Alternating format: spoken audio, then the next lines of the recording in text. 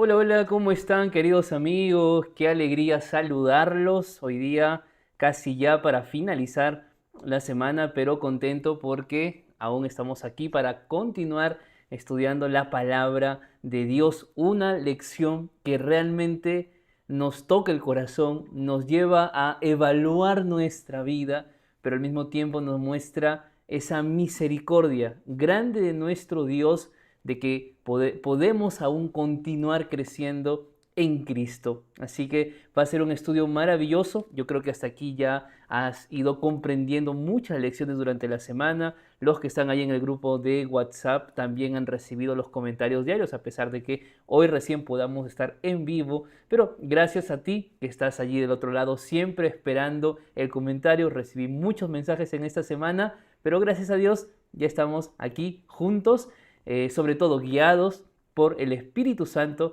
para continuar estudiando y aprendiendo sobre este estudio de cómo poder crecer en nuestra relación con el Señor. Así que te mando un fuerte abrazo y allí donde estás vamos a orar. Vamos a orar y pedir a Dios que nos guíe en el estudio de esta semana.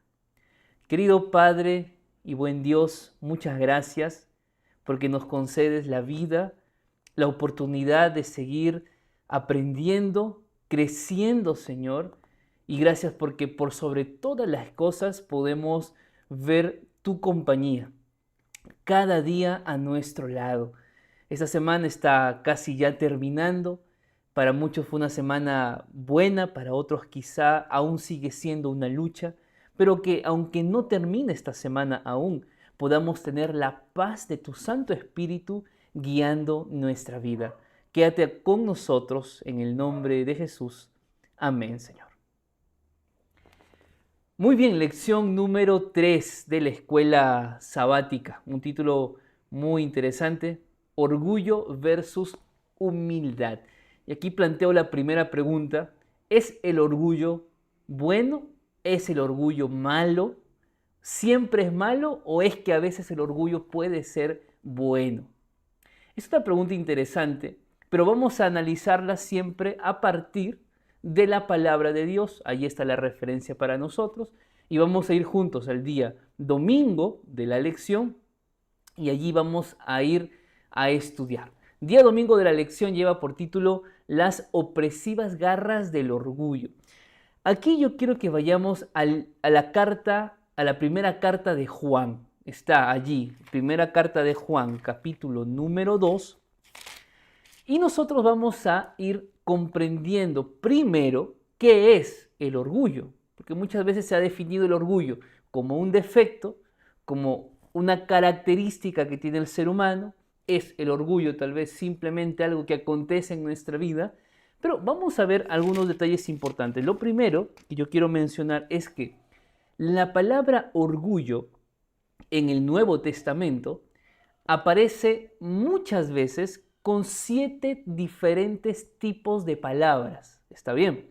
Hay 7 palabras que en el Nuevo Testamento se usan, hablo en el idioma griego, para hablar sobre el orgullo. Las más usadas en el Nuevo Testamento es, número 1, y toma nota de esto, hiperefanía. Esa es una palabra que significa orgullo, hiperefanía. Esta palabra, hiperefanía, aparece 5 veces. Hay otra palabra que es la palabra cauquesis. Cauquesis aparece 22 veces. Son las dos palabras que más se usa para referirse a orgullo. Ahora, aquí está la diferencia y es interesante, porque la palabra hiperefanía aparece en Marcos 7:22. En Marcos 7:22 hay palabras registradas de Jesús donde él dice lo siguiente, que voy a leer aquí textualmente, Marcos 7:22. Él dice así: los hurtos, las avaricias, las maldades, el engaño, la lujuria, la envidia, la calumnia, el orgullo y la insensatez. Todas estas maldades salen dentro del hombre y contaminan al hombre. Interesante. Acá está hablando del orgullo. el orgullo como un pecado, el orgullo como un defecto que no proviene definitivamente de Dios. El orgullo proviene del corazón humano. Claro que detrás de ese corazón humano está el origen del pecado, está Lucifer, que fue el primer ser en poder guardar en su corazón el orgullo, pero en el caso nuestro, el orgullo en el contexto de la hiperefanía significa arrogancia, significa actitud de superioridad.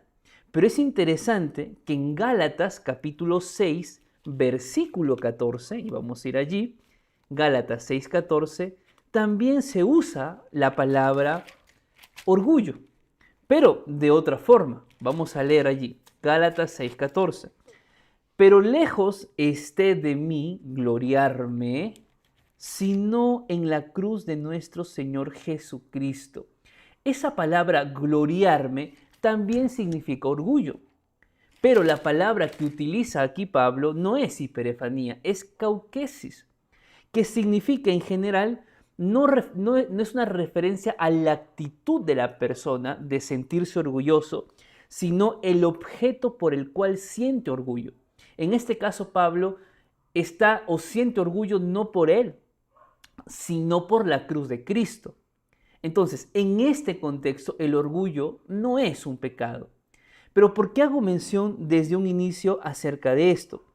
Porque cuando hablamos del orgullo como un pecado, estamos hablando de esa sobrevaloración distorsionada que tiene uno mismo y una manifestación sobreestimada que lo manifiesta justamente con sus actitudes, con sus palabras, con la manera de tratar a los demás, el comportamiento que tenemos hacia otros y esa autoestima que muchas veces, tristemente, es una autoestima irracional. Es una autoestima con un trato insolente, con un trato de una forma que busca superioridad, porque ese tipo de orgullo es rebelión contra Dios. Y lo que va a decir justamente Primera de Juan, capítulo número 3, es lo siguiente. Dice allí la palabra de Dios, Primera de Juan 3, versículo 15. No améis al mundo ni las cosas que están en el mundo. Porque si alguno ama al mundo, el amor del Padre no está en él. Ojo con lo que está diciendo aquí Juan. Juan está diciendo, hay cosas que pertenecen al mundo que simplemente es incompatible con Dios. Hay cosas que se hacen en este mundo y que se convierten en el día a día de la gente, que es incompatible con aquellas personas que quieren vivir en el reino de Dios. No es que puedes, no es que sí es posible tratar de convivir con las cosas del mundo y con las cosas de Dios. Simplemente Juan dice, esto es incompatible. No puedes amar el mundo y al mismo tiempo amar al Padre. No hay forma. O amas al Padre o amas al mundo.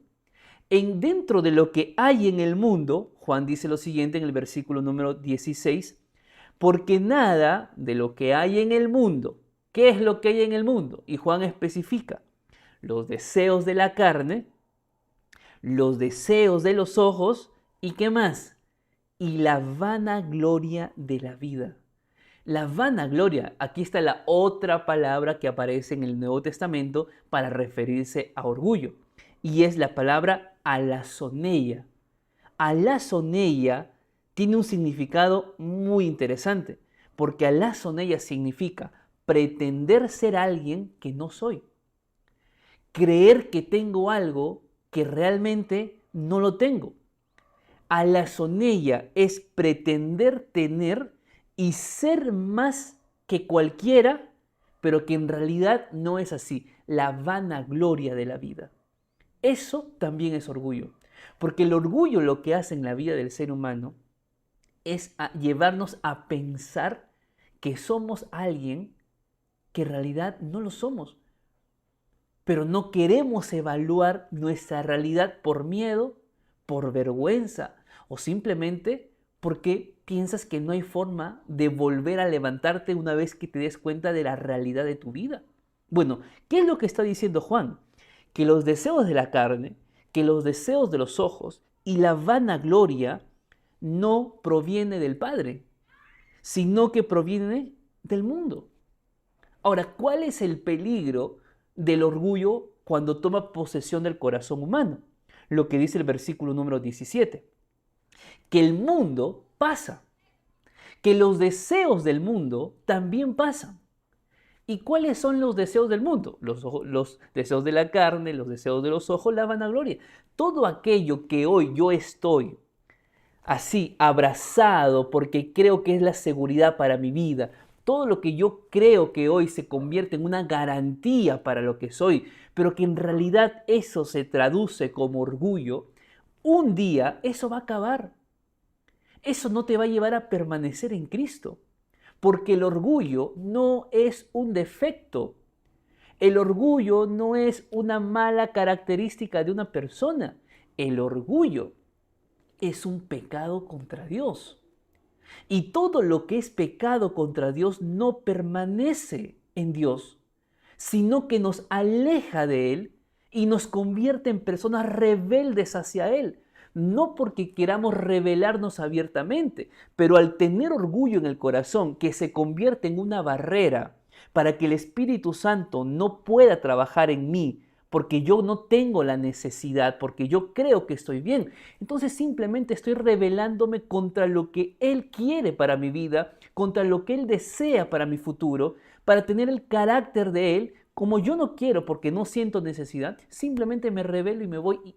Y eso que aparentemente hoy es seguridad para mí, mañana simplemente va a ser la muerte eterna. Ese es el problema del orgullo. No es simplemente un defecto de carácter. El orgullo es rebelarse contra Dios. Y el mejor ejemplo, bueno, no es el mejor en el sentido de que es lo más positivo, pero un gran ejemplo de rebelión contra Dios fue Lucifer, que pensó que él valía por lo que él era, por lo que él hacía, y no por lo que Dios había hecho en él. Y simplemente distorsionado de la realidad, distorsionado de lo que él creía ser, hoy simplemente le espera la muerte eterna. Eso que le pasó a Lucifer, eso que él quiere que te pase a ti y que me pase a mí, es lo que hoy nosotros estamos a tiempo de poder evitar. No cargar simplemente un defecto. Evitar la muerte eterna por un pecado que hoy puede estar carcomiendo nuestra vida. ¿Me dejo entender? Vamos al día lunes de la lección. El día lunes de la lección lleva por título Conócete a ti mismo. Y vamos a ir al libro de Lucas capítulo número 18. En Lucas capítulo 18, Jesús narra una parábola. Pero es interesante porque cuando Él narra una parábola, justamente Él narró esa parábola para gente específica que estaba presente y que tenía un sentido errado de la vida cristiana. Gente que cargaba orgullo en su corazón. Vamos a leer el versículo número 10. Allí la Biblia dice así: 2 hombres subieron al templo.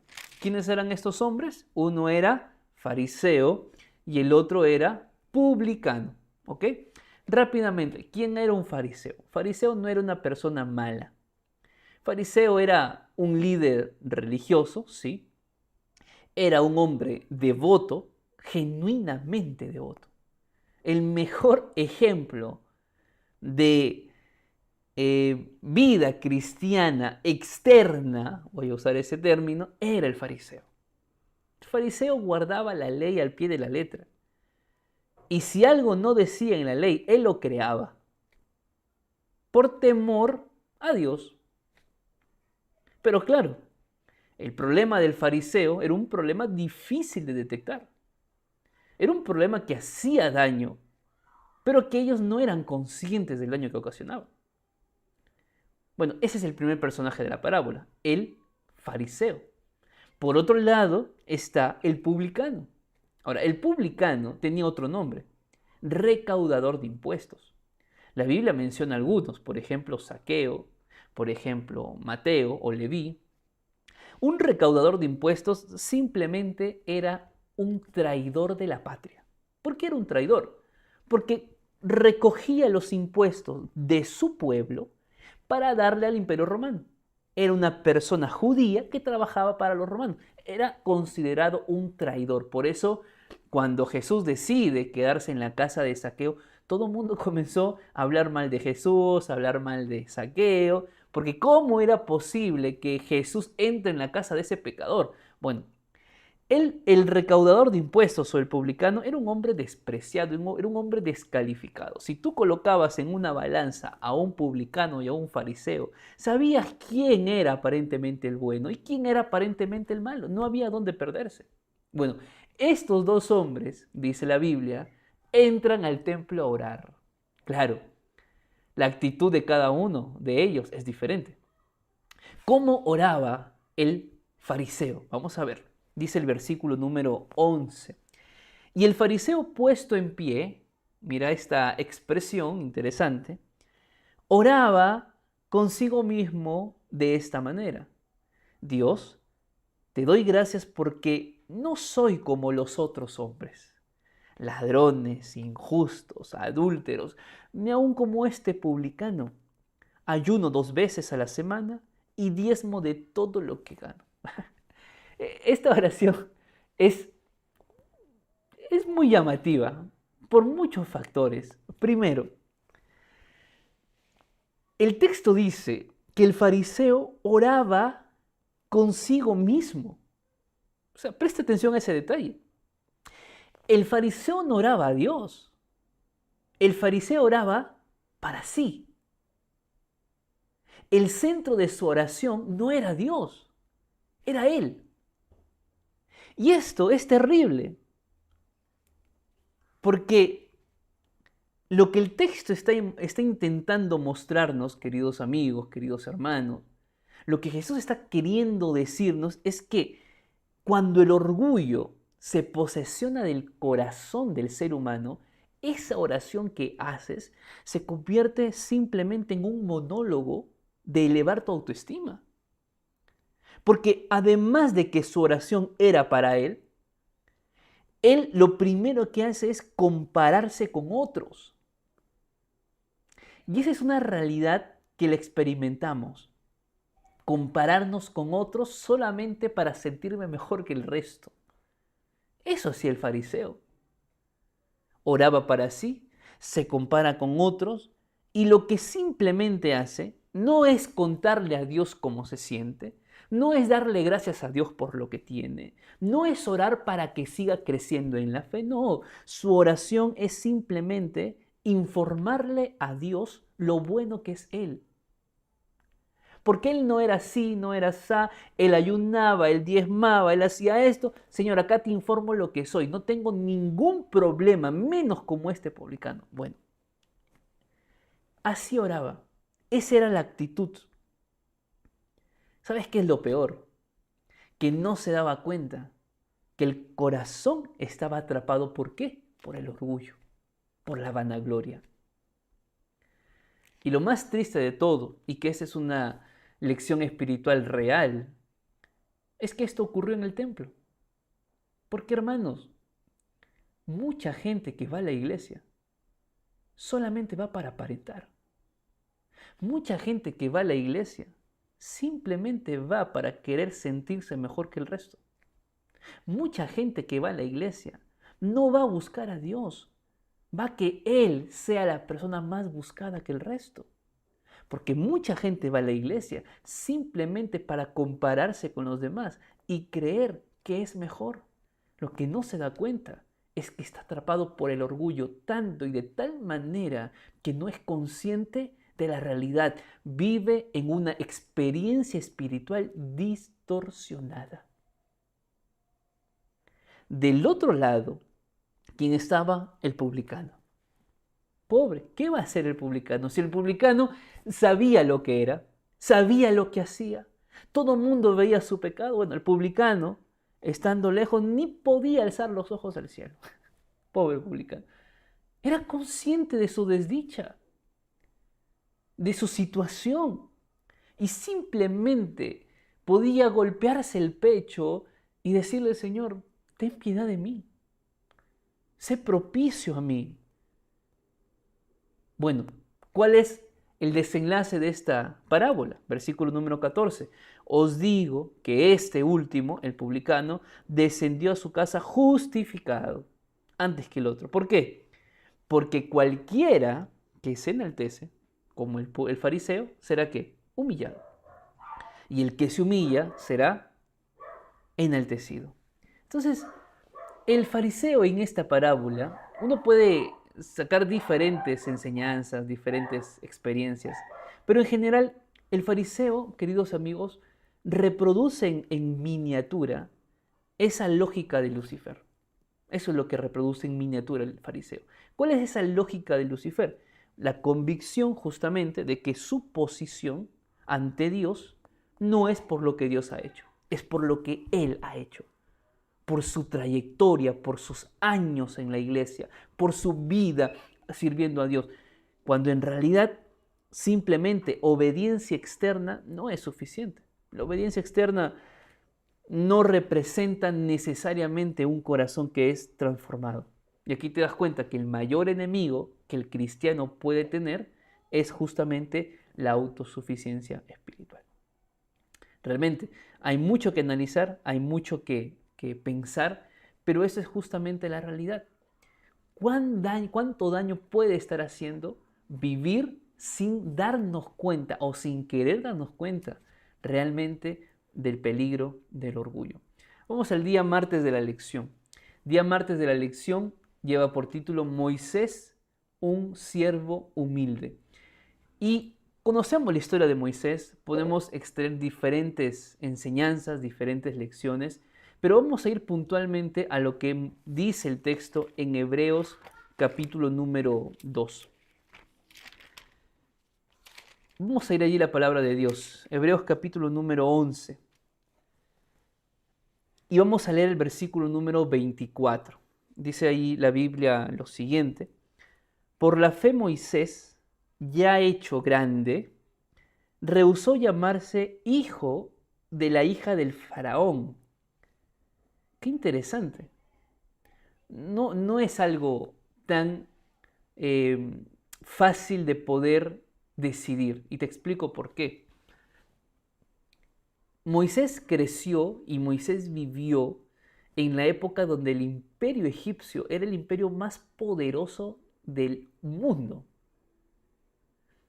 Y en ese contexto, donde él creció aprendiendo las lenguas egipcias, aprendiendo a ser un hombre de batalla, un hombre de guerra, aprendiendo lo que significaba la filosofía egipcia de vida con todo lo que eso conllevaba.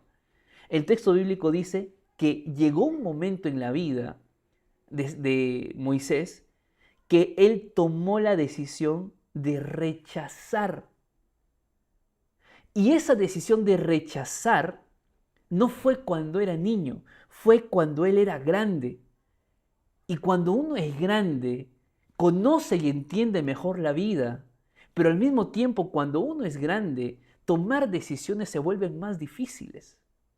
Porque cuando uno es grande y las decisiones que ya toma son más con la razón que con la emoción. Bueno, Moisés tomó una decisión y la decisión fue rechazar llamarse hijo de la hija del faraón.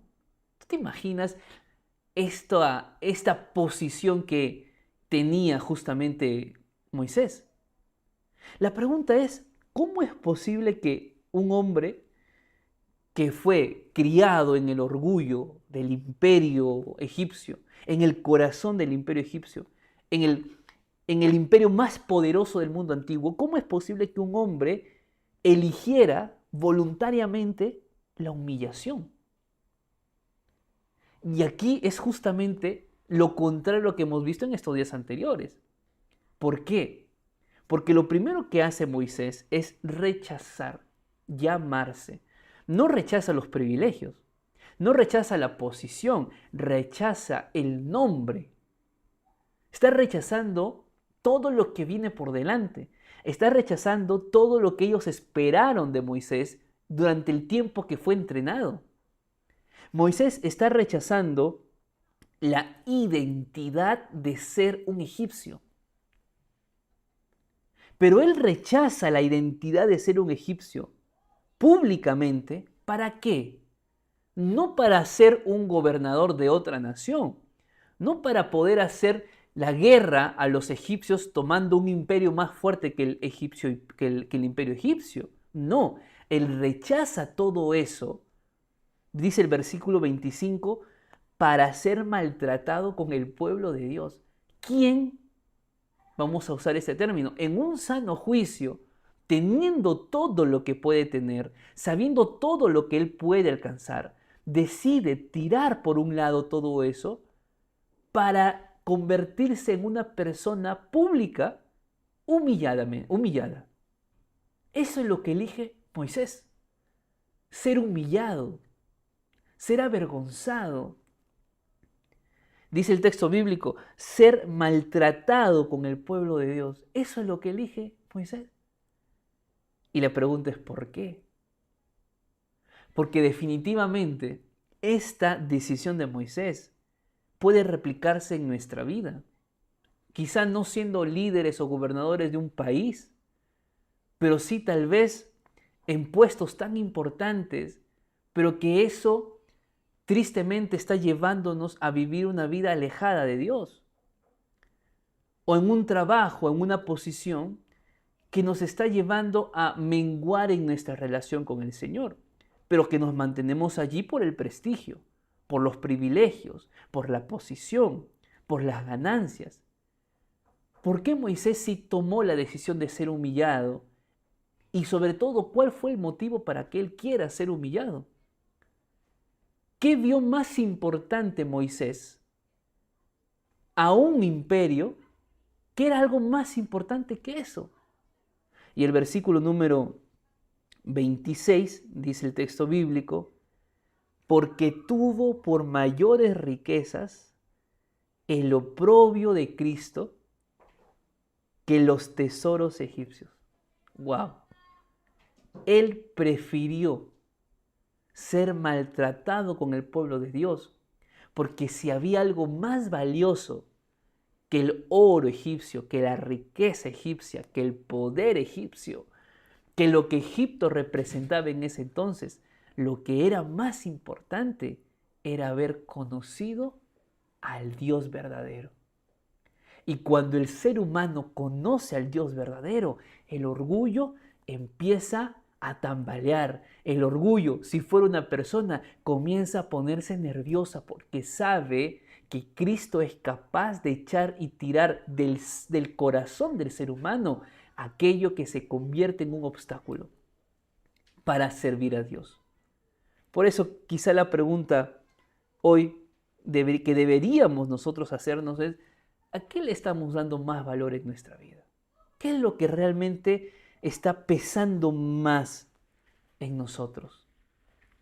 Porque definitivamente pensar y ver a Moisés como alguien que tiene la capacidad de dejar todo por algo que humanamente no es ganancia, nos muestra de que sí es posible vivir una vida humilde, lejos de todo aquello que hoy se convierte en un daño real en nuestra vida. Vamos al día miércoles de la lección y para eso vamos a ir a Lucas capítulo 22. El título es La mayor ofensa. Bueno, ¿cuál es la mayor ofensa? Lucas 22, versículo número 24. La palabra de Dios dice lo siguiente.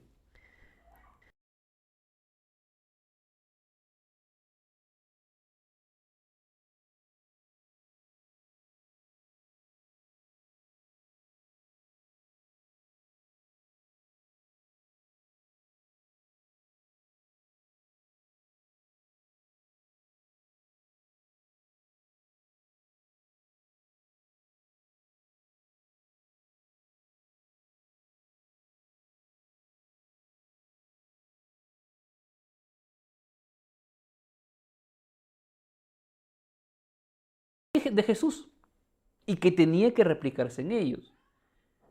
porque llegaban a la última semana e iban a participar de la última cena, la última Pascua, lo que significaba un momento de unidad, de compañerismo, pero ese momento de unidad y de compañerismo se convierte en un momento de discusión. ¿Cuál era la discusión?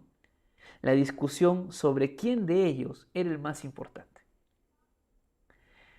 Esto llama mi atención poderosamente, porque uno puede querer pensar en ocupar un lugar importante dentro del trabajo para Dios, quizá cuando no conoces a Dios o estás empezando a conocerlo. Pero cuando ya convives con Cristo, cuando tienes una relación diaria con el Señor, pero tu mente sigue pensando en acumular tesoros en la tierra, cuando tú sigues pensando en simplemente posiciones en la tierra, a pesar de tener tantos años sirviendo a Dios, eso ya es un peligro.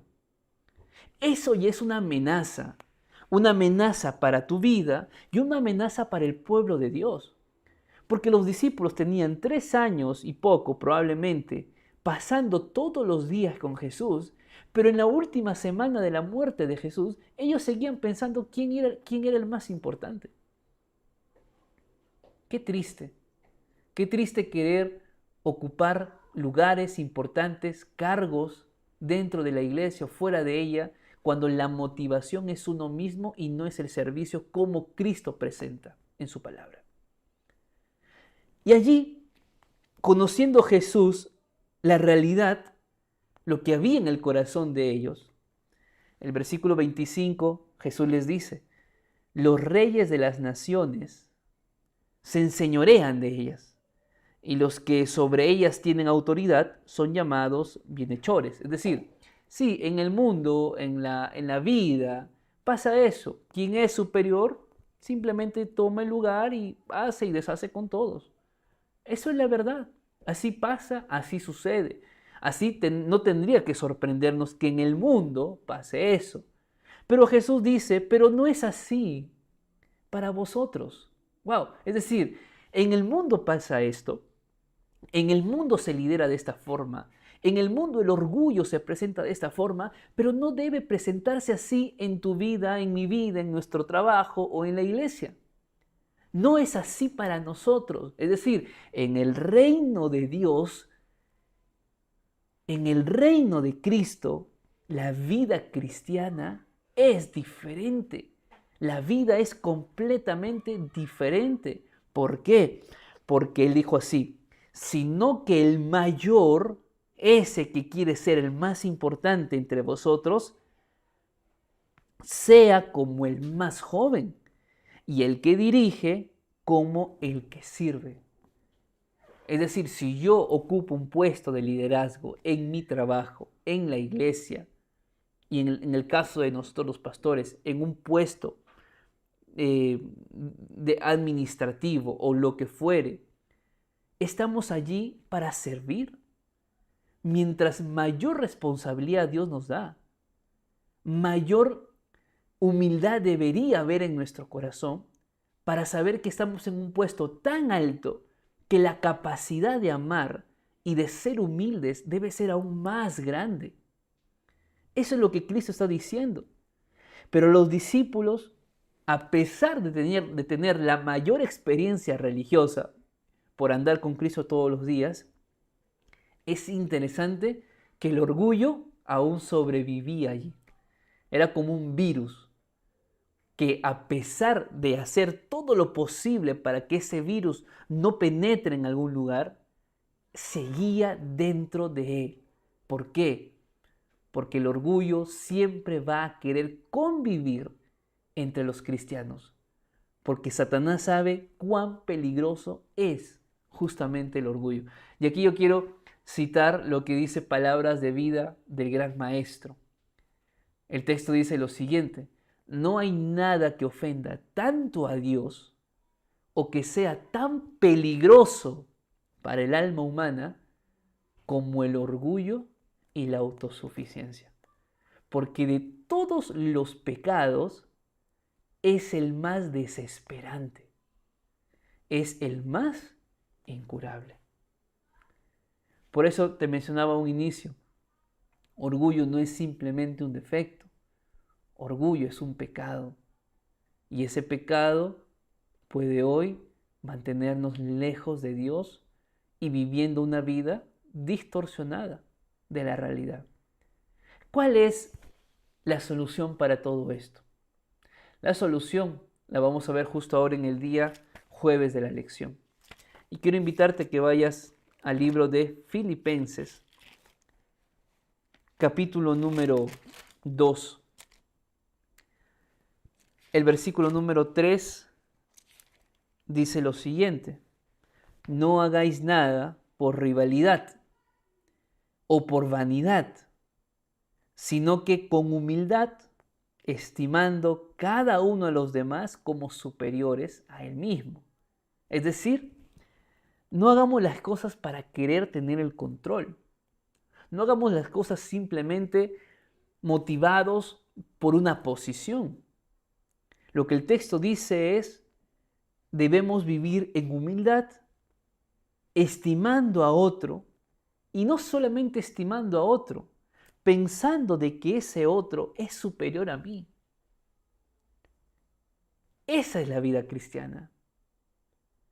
Por eso el trato hacia el prójimo, sea quien fuere, sea lo que viva o la experiencia que tenga, no puede cambiar la forma de cómo yo debo ver a esa persona. El versículo número 4 dice, no busquéis vuestro propio provecho, sino que haya en vosotros este sentir que hubo también en Cristo. ¿Cuál fue el sentir que hubo en Cristo? Que siendo en forma de Dios, no estimó el ser igual a Dios como cosa que aferrarse, sino que se despojó a sí mismo, tomó la forma de siervo, y no solamente de siervo, se hizo semejante a los hombres. Y hallándose en la condición de hombre, se humilló a sí mismo, haciéndose obediente hasta la muerte y muerte de cruz. Es decir, la forma como nosotros podemos experimentar un cambio sobre el pecado que es el orgullo, no es únicamente pensando en que podemos, sino en la motivación que nos lleva a hacer eso. Y la motivación no puede radicar en lo que yo tenga para dar, sino en aquel que nos dio el ejemplo más grande de humildad, y ese es Cristo. Porque Cristo no solamente bajó del cielo y convivió con nosotros, sino que Cristo se hizo siervo. Y no solamente Cristo se hizo siervo, Cristo elige morir la muerte más humillante que existía hasta ese entonces. Era la muerte de cruz.